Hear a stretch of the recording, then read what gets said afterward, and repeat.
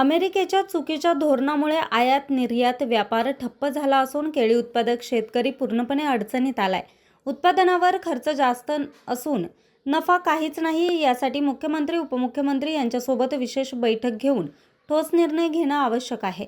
सरकार शेतकऱ्यांच्या पाठीशी खंबीरपणे उभं असून अधिवेशनाच्या 3 दिवसात हा प्रश्न विधिमंडळात घेतला जाईल, अशी माहिती फलोत्पादन व रोजगार हमी मंत्री भरत गोगावले यांनी दिली.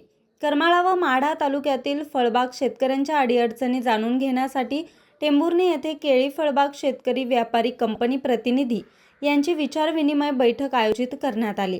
या बैठकीत मंत्री गोगावले मार्गदर्शन करत होते.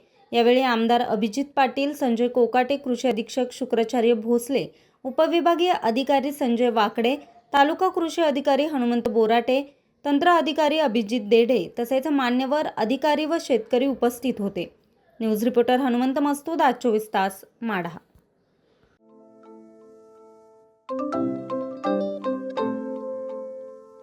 नवनवीन आणि ताज्या घडामोडींसाठी आज 24 तास सबस्क्राईब करा.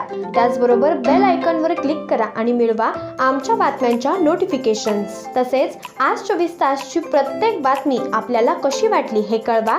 लाईक करून, कमेंट करून आणि आमच्या बातम्या शेअर सुद्धा करा.